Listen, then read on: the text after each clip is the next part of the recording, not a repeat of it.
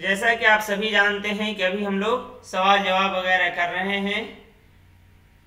अभी तक 65 सवाल देख चुके हैं। आज हम लोग यहाँ से जो देखेंगे वो सवाल नंबर 66 और इस एतबार से कि ये 2013 का क्वेश्चन पेपर अब हम देख रहे हैं तीसरा, तो इस लिहाज से आज जो होगा 16वां सवाल होगा।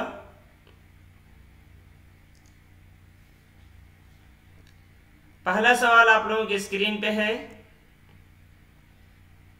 ये रहा पहला सवाल। फैज अहमद फैज के कुल कितने शेरी मजमुए हैं? जल्दी जल्दी जवाब दें।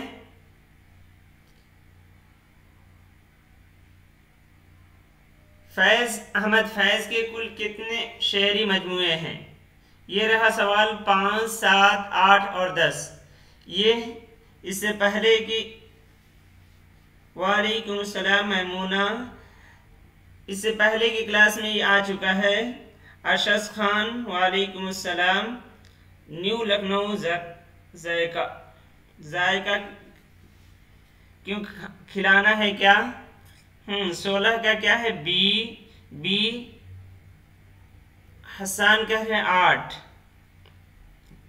अरशद आलम कह रहे हैं 5, 7 और 8 यानी 10 नहीं है। उसके अलावा तीनों कह रहे हैं ज्यादा। जब जमहूरियत है तो एतबार से ये 7 दुरुस्त है। तो जो भी 7 लगाए हैं उनका जवाब बिल्कुल दुरुस्त है। देखते हैं। ये इससे पहले यही देखे थे। फैज़ के मजमूए कलाम नुस्ख़ा-ए वफ़ा को फैज़ का मुकम्मल कुल्लियात करार दिया जा सकता है, जिसमें उनका सारा कलाम और सारे शेरी मजमुओं को यकजा कर दिया गया है। बल्कि उनके आखिरी शेरी मजमुआ मेरे दिल मेरे मुसाफिर के बाद का कलाम भी उसमें शामिल है। और वो किस नाम से शामिल है वो भी आगे आप देखेंगे। फैज़ के शेरी मजमुओं की कुल तादाद 7 है, जिनके नाम हस्ब जेल हैं। ये है 7 मजमुए और इन्हीं 7 को शामिल करके एक नाम दे दिया गया है नुस्ख़ा-ए वफ़ा। यानी अगर कुल्लियात का नाम पूछा जाए तो नुस्ख़ा-ए वफ़ा बताएंगे। नक्श फरियादी, दस्ते सबा, जिंदा नामा, दस्ते तहसंग, सरवादिये सना, शाम शहर यारा, मेरे दिल मेरे मुसाफिर। हाँ बिल्कुल रोज होती है, सवाए तो संडे के, इतवार को नहीं होती है। हाँ कोशिश करें साथी अपने अपने साथियों के पास शेयर कर दीजिए लिंक, ताकि वो लोग भी मुस्तफीद हों। उसके बाद के कलाम यानी इन 7 मजमूए के बाद का जो कलाम है वो गुबारे अय्याम के उन्वान से नुस्ख़ा-ए वफ़ा में जगह दी गई है। तो पूरे के पूरे वही नुस्ख़ा-ए वफ़ा में है। सवाल नंबर 17। परवाज़ किसका शेरी मजमुआ है? वालेकुम सलाम ताहिरा खानम, शाहीन, अजीज हसन। ये जो है ये हमारे सिलेबस में शामिल नहीं है। जल्दी से अगर आप लोगों को हाँ उज़मा रिजवान मालूम हो तो जल्दी बताइए। ये चलते हैं हम जवाब की तरफ, तब तक आप लोग जवाब दें। तो इसका जवाब है सरदार जाफरी। क्या है? सरदार जाफरी। इन चारों जो ऑप्शन है उनमें से सिर्फ जोश हमारे सिलेबस में शामिल है।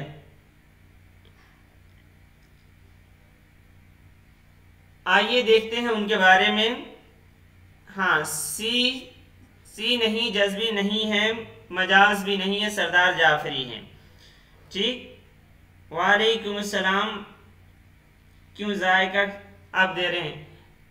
चलें आगे। सरदार जाफरी, इनका पहला मजमुआ परवाज़ 44, 43, 44 में नई दुनिया को सलाम, उसके बाद खून की लकीर, अमन का सितारा, एशिया जाग उठा, पत्थर की दीवार, एक ख्वाब और, पैराहन शरर, लहू पुकारता है। तो पहला और आखिरी याद रख सकते हैं, किसी इम्तिहान में आ सकता है। खास तौर से तरक्की पसंद तहरीक से जुड़े हुए हैं तो उसमें आने का इम्कान है, लेकिन ज़रूरी नहीं है। उसके अलावा इसमें एक ऑप्शन जोश थे। जोश के बारे में देख लीजिए। उनके मजमुए आपके सामने है। रूह अदब पहला है और नुजुम जवाहिद। रूह अदब के अलावा तमाम में वाव है, तो उसे पहचानने में आसानी होती है। रूह अदब ऐसा है जिसमें वाव नहीं है। जो वो कब शाये हुआ?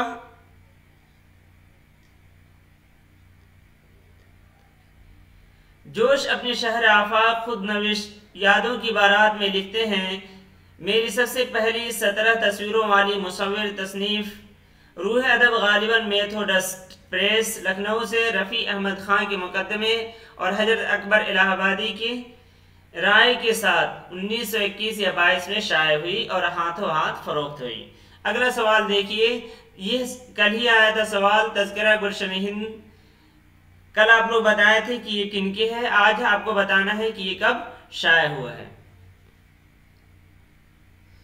बताएं आप लोग जल्दी से।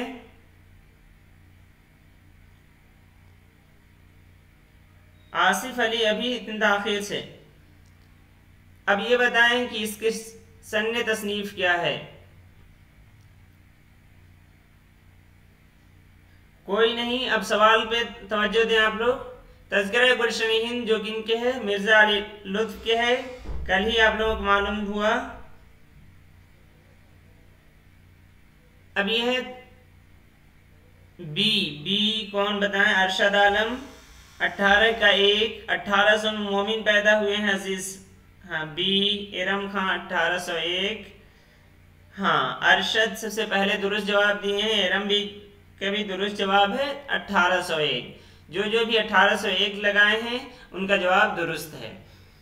आइए आगे देखते हैं, तब तक आप लोग देते रहें। अशश खां, आसिफ अली सभी का दुरुस्त है। ये है गुलशन हिंद। देखिए तज़किरा गुलशन हिंद। मुअल्लिफ जो है मिर्जा अली लुत्फ 1215 बमुताबिक 1801। कब है? 1215 बमुताबिक 1801 है। चलें अगले सवाल की तरफ। अगला सवाल आपकी स्क्रीन पे है, जज़्बी के पहले शेरी मजमूए का नाम क्या है? जज़्बी का जो पहला शेरी मजमूआ है उसका नाम आपको बताना है। ये हमारे सिलेबस में नहीं है, इसलिए इसको बिल्कुल जल्दी से हम लोग गुजरेंगे। तो इसका जवाब जो है वो है डी यानी फरोज़ा। लेकिन आमतौर पे जो स्टेट वगैरह इम्तहान है उसमें पूछे जा सकते हैं। आप में से अक्सर स्टेट भी देते हैं और नेट की भी तैयारी कर रहे हैं, तो ये सवाल से मुताल्लिक है। नंबर के साथ आप लोग बताया करें कि किस सवाल का जवाब दे रहे हैं। इरम जर्स नहीं है, फिरोजा है। सवाल नंबर 20। ये सवाल किसी का भी गलत ना हो। हाँ 20 का बताइए, इनमें से किस शायर के मजमूए कलाम का नाम गज़ल है? मजमूए कलाम का नाम गज़ल है। आप लोग जानते हैं कि ये सिलेबस में भी शामिल हैं। ये तो गलत नहीं होगा, मुझे उम्मीद है आप लोगों से।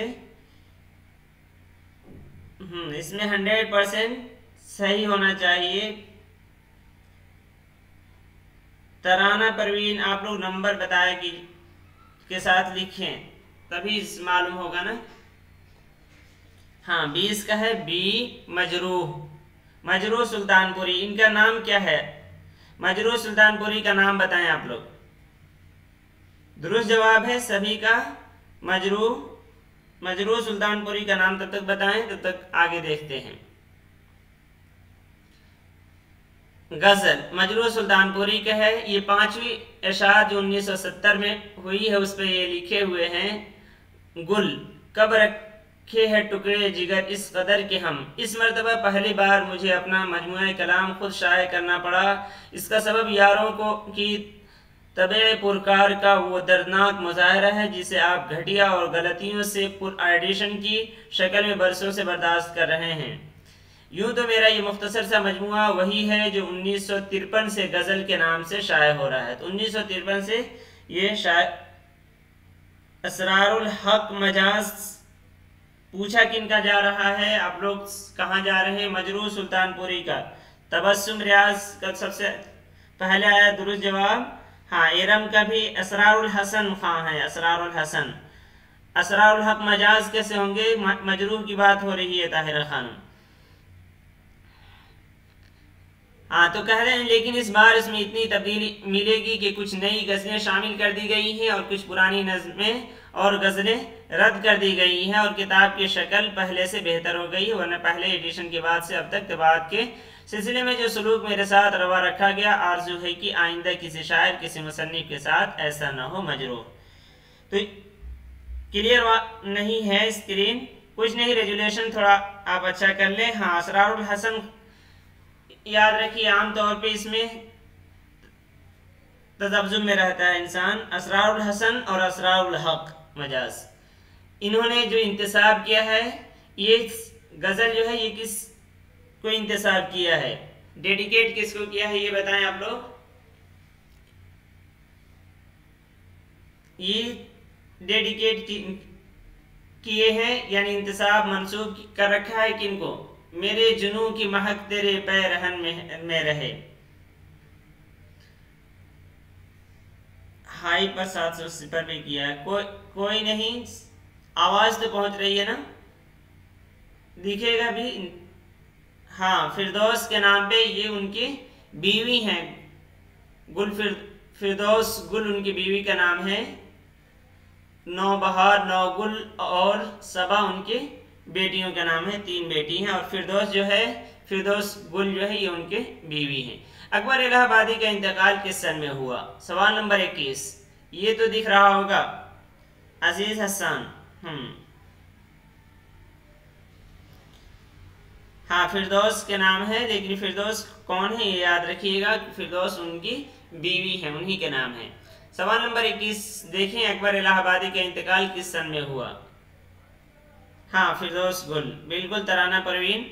सवाल नंबर 21 पे आप लोग आए। 1921। चले सभी लोग 1921 लगा रहे हैं, देख लेते हैं दुरुस्त हैं। हाँ, तो सभी अच्छी तैयारी कर रहे हैं, 1921 है इसका जवाब।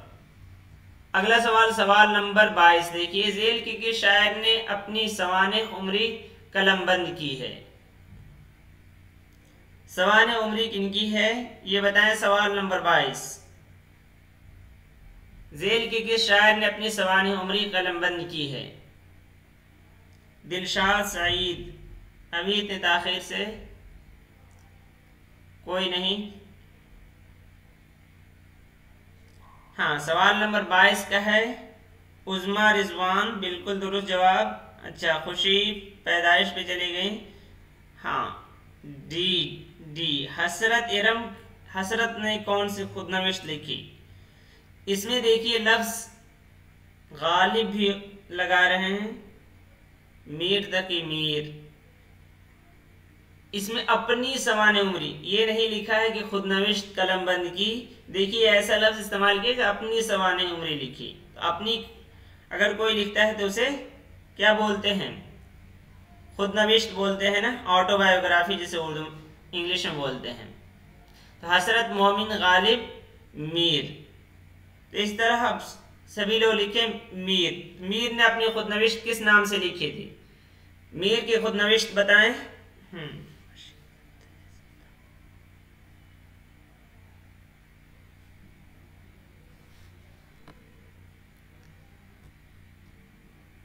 मीर, हाँ, किस नाम से लिखे उन्होंने? मीर तकी मीर ने।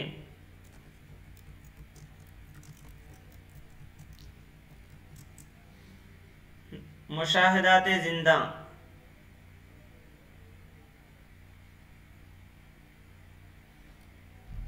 जिक्र मीर। जिक्र मीर किस जुबान में है?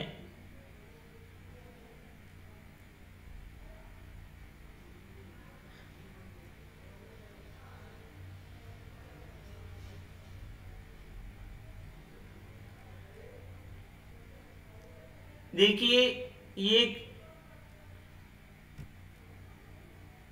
मुशाहिदाते जिंदा भी है हसरत की, उस पर मैं कल बताऊंगा अच्छी तरह ये करके।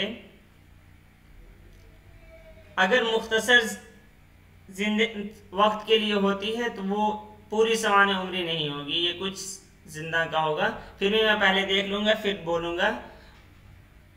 शुक्रिया इरम। फारसी जुबान में है जिक्र मीर।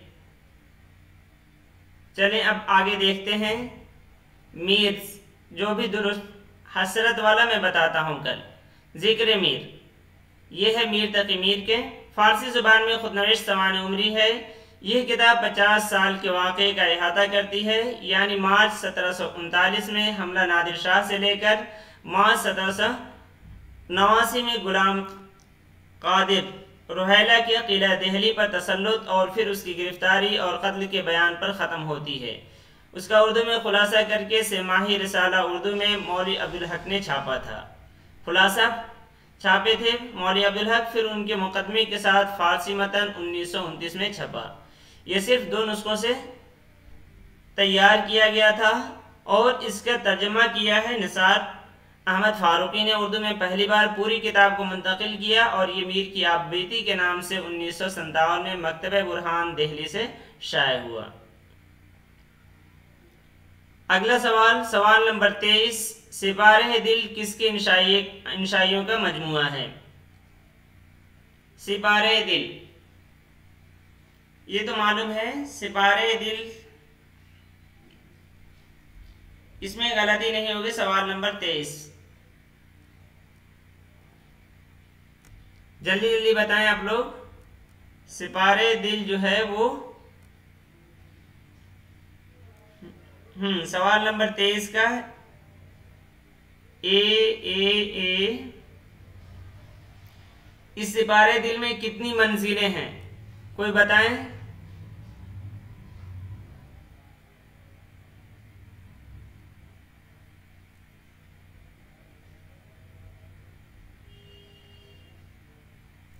इसमें कितनी मंजिलें हैं? हाँ, सभी का दुरुस्त जवाब है। ख्वाजा हसन निजामी के हैं। ये है सिपारे दिल। और सिपारे दिल का जो दूसरा हिस्सा है वो भी ध्यान में रखें, काना बाती। काना बाती सिपारे दिल के हिस्से 2 में है। सिपारे दिल के बारे में मुख्तसर देख लीजिए। सिपारे दिल में 10 मंजिलें और 2 शजरात हैं। ठीक है, 5 मंजिल है बिल्कुल। हाँ, उस्मा रिजवान ताहिरा 5 मंजिलें हैं और 2 शजरात हैं। 5 मंजिल के उन्वान क्या है? पहली मंजिल है बंदे और खुदा की राज व न्याज। दूसरी मंजिल है ज़ौक़ व शौक़, इश्क व मोहब्बत, सोज़ो गुदास। तीसरी मंजिल है इश्क व मोहब्बत के इशारे। चौथी मंजिल है दीन व मिल्लत और 5वीं मंजिल है सियासत, मुआशरत, तमद्दुन। यानी उसी के तहत 10 नहीं है अशर्त, हाँ सिर्फ 5 मंजिलें हैं और 2 बीच में, चौथी के बाद और 5वीं के बाद शजरात हैं। वो भी जाल से याद रखिएगा, शादो नादिर वाले से। चलें अगले सवाल की तरफ। सवाल नंबर 24 ये दक्कनी शायरों का है।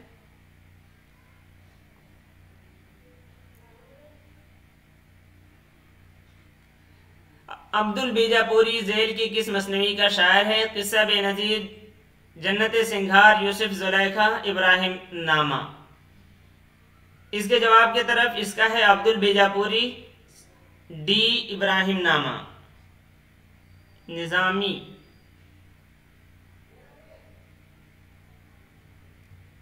चले, ये सवाल भी हमारे नेट से नहीं है, फिर जल्दी से देख लेते हैं। सैयद हसन शाह मुहियुद्दीन सनादी दबिस्तान बीजापुर का एक मुमताज सुखनवर गुजरा है। 1000 में उसने किस्से बेनज़ीर, यहाँ असल बा नहीं है, हाँ डी दुरुस्त है। उसने किस्से बेनज़ीर के नाम से एक मसनवी लिखी है। किसने? सनाती ने। और मुल्क खुशनूद जो है सुल्तान मोहम्मद आदिल शाह के दौर का एक अहम शायर था। ये वही है जो दहेज के साथ आए थे खदीजा बेगम के साथ, जिसने 1056 में अमीर खुसरो की फारसी मसनवी हश्त बहिश्त का जन्नत सिंगार के नाम से दक्कनी में मंजूम तर्जमा किया है। और यूसुफ ज़ुलेखा जो है ये मलिक खुशनूद के भी है और सैयद मीरा हाशमी के भी है। बीएड की तैयारी कैसे रिजवान सर कराते हैं, उसमें ही शिरकत कीजिए आप लोग। अब्दुल के सिर्फ एक मसनवी इब्राहिम नामा मिलती है। इब्राहिम नामा के 700 से ज़्यादा शेर हैं। इस मसनवी में आदिल शाह की ज़िंदगी के हालात कलमबंद हैं। अगर उर्दू से मुतालिक हों बीएड के तो ये सवाल भी आते हैं बीएड एंट्रेंस में। अगला सवाल देखिए, सवाल नंबर 25, उर्दू में रिसाई अदब का पहला नमूना किस मसनवी में मिलता है? तो उर्दू ये आपको मरसिया के जो आगाज़ इब्तिदा में है उसमें ये सवाल आ सकता है, जो वो उन्वान है उसमें पूछा जा सकता है। तो ये सवाल नंबर 25 का भी आप लोगों को मालूम ही है, पहला नमूना किस मसनवी। शाहीन 25 का क्या है? बी। हाँ, नौसरहार में मुख्तसर इसे देख लेते हैं। नौसरहार ये उर्दू अदब की वो पहली काविश है जो मुकम्मल हालत में हम तक पहुँची। नाक़िसुल अव्वल या नाक़िसुल आखिर न होने की वजह से हम किताब के सही नाम, उसके मुकम्मल मतन, हकीकी सन तसनीफ़ और दूसरी तफसीलात से आगाह हो सके हैं। दाखिली शहादतों यानी ख़ुद शायर अशरफ बियाबानी के बयानात से मसनवी के नाम और सन तसनीफ़ वगैरह की निशानदेही होती है और पता चलता है कि नौसरहार 909 हिजरी बमुताबिक 1503 में मुकम्मल हुई थी।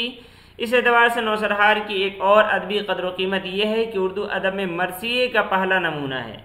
उर्दू अदब में मरसिए का पहला नमूना है जिसे शायर ने मसनवी की हैत में पेश किया है।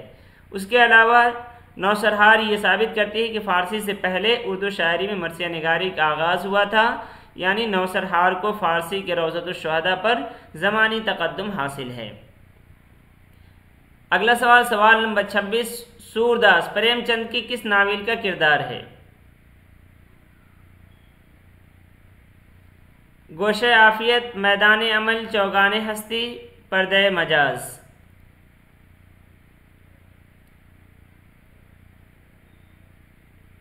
जवाब देखें, चौगाने हस्ती है। इस नावल का मिसाली किरदार सूरदास है जो गांधीयाई अदम तशद्दुद की अलामत है। सवाल नंबर 26,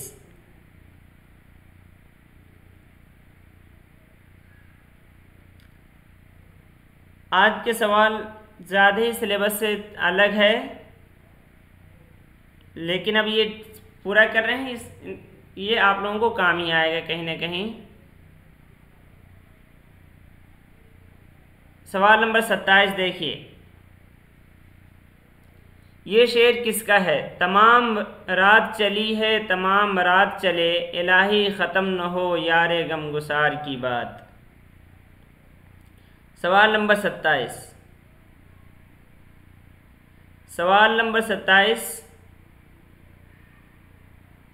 तमाम रात चली है, तमाम रात चले, इलाही ख़त्म न हो यारे गमगुसार की बात।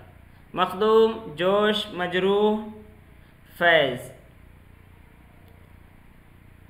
खुशी, जोश, अशश खान, मखदूम, बी जोश, सी मजरूह,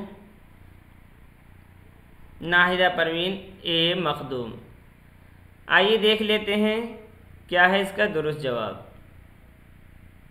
तो इसका दुरुस्त जवाब जो है ये मखदूम मुहीद्दीन का एक है, उसी के आखिर में देखिए, इसमें नीचे है तमाम उम्र चली, असल है लेकिन जो सवाल बनाया गया है उम्र की जगह रात रख दिए हैं। तमाम उम्र चली है, तमाम उम्र चले, इलाही ख़त्म न हो यार गमगुसार की बात। तमाम उम्र चली है, तमाम उम्र चले, इलाही ख़त्म न हो यार गमगुसार की बात।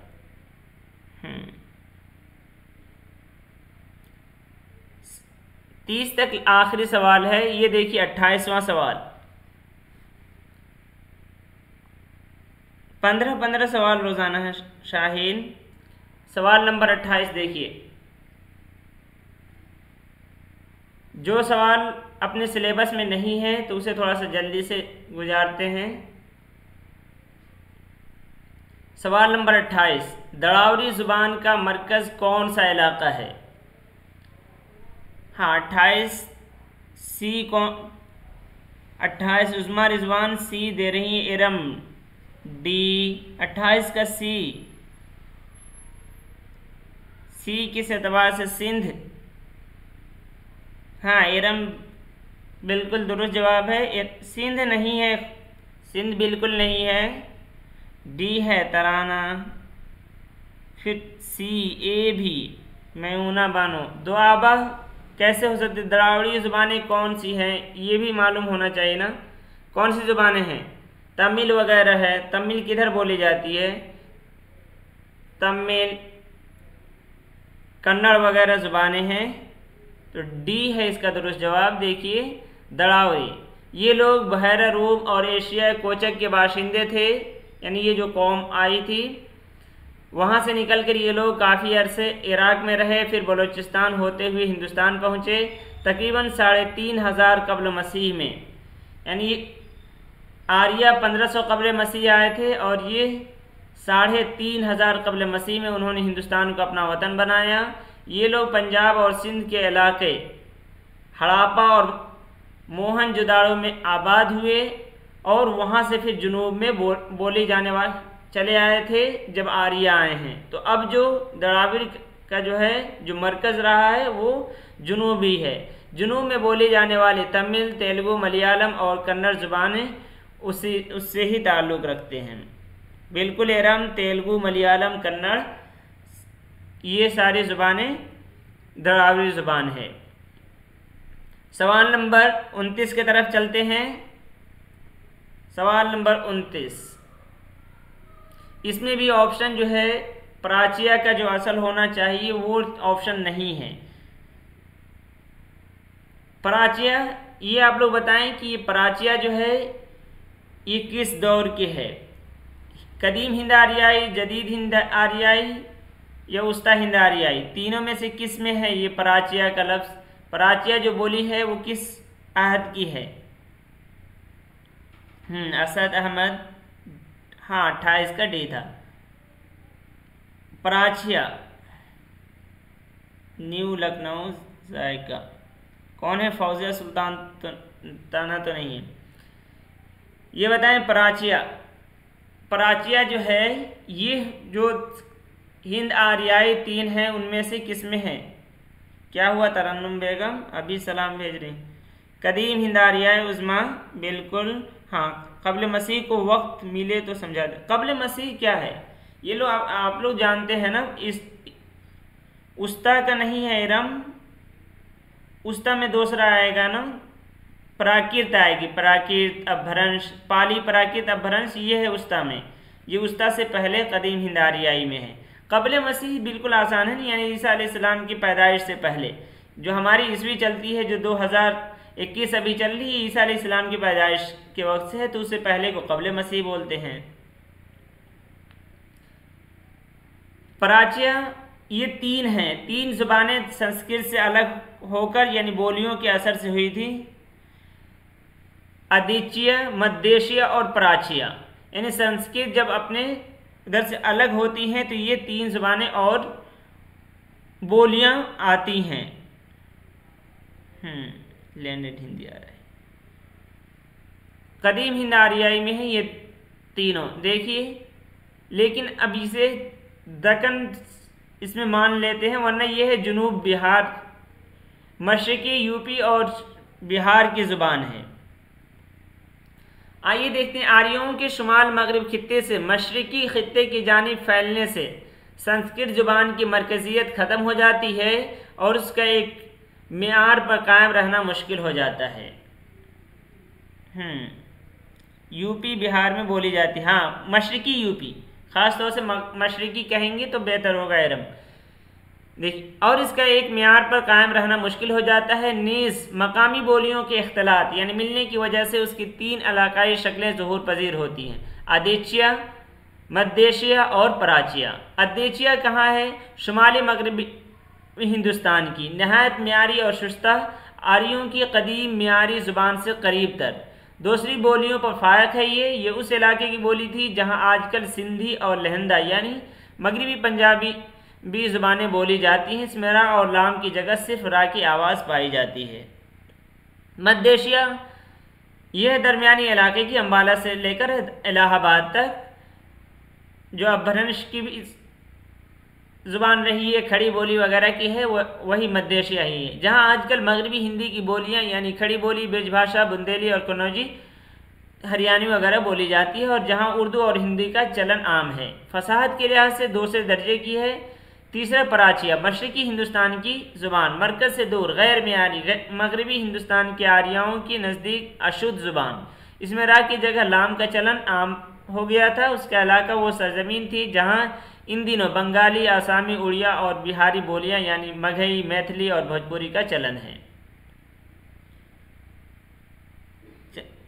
और चौथी एक एतबार से बोल सकते हैं कि अगर थी तो वो दक्षिणी और जुनूबी है, यहाँ उसे नहीं लिए हैं तो हम मान सकते हैं दक्कन का।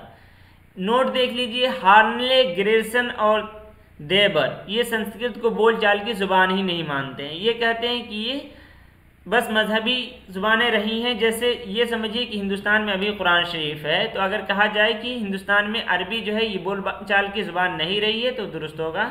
उसी तरह ये इनका कहना है। लेकिन हिंदुस्तानी उलमा डॉक्टर भंडारकर और डॉक्टर गन्ने जो है वो मानते हैं कि ये बोलचाल की ज़ुबान रही है। अगला सवाल देखिए, सवाल नंबर 30। शुक्रिया आफरीन अख्तर, बस आप लोगों को फ़ायदा होना चाहिए। सवाल नंबर 30, प्राकृतों के दौर को कौन से हिंद आर्याई दौर से ताबीर किया जाता है? ये जवाब तो पहले बता चुके हैं,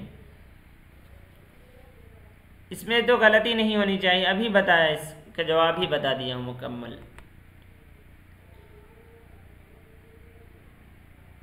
यूनिट शाहीन यूनिट बाय यूनिट ही हो रही है। 2 यूनिट मुकम्मल हो गई है, तीसरी यूनिट चल रही है, लेकिन रोज़ाना नहीं, सोमवार और जुमेरात को यूनिट वाली होती है और बकिया दिन दूसरे भी।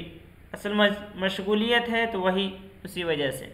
हाँ, 30 का उज़्मा रिज़वान बिल्कुल दुरुस्त जवाब। बी बी बी, तरन्नुम बेगम बी, एरम बी, बताएं ताहिरा। हाँ बिल्कुल, उस्ता हिंद आर्याई है, अभी बताए भी हैं। आइए देख लेते हैं। तो उस्ता हिंद आर्याई के 3 अदवार पाली, प्राकृत और अपभ्रंश के मुतालिक ज़रूरी मालूमात हासिल करेंगे। देख लीजिए नीचे, ये तीनों है। पहला है पाली। हाँ, पश्चिमी यूपी कहाँ से होगी? मशरकी यूपी में थी। किससे मुतालिक? अब ये देखिए, पाली दौर। पाली दौर यानी उस्ता हिंद आर्याई जो है वो कब से कब तक है, ये बताइए जल्दी से आप लोग। उस्ता हिंद आर्याई कब से कब तक है? उस्ता हिंद आर्याई जो है वो कब से कब तक है? कदीम हिंद आर्याई 1500 से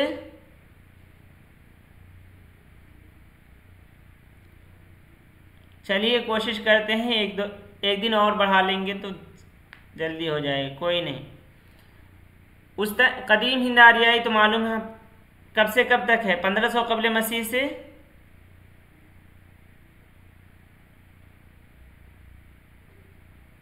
1500 कबल मसीह से। कदीम हिंद आर्याई बताएं।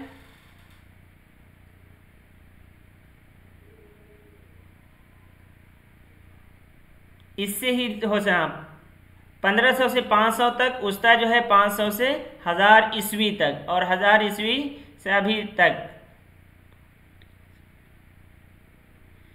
गूगल मीट वाली भी मौजूद है ना, वो आप लोगों को प्ले लिस्ट में मिल जाएगी।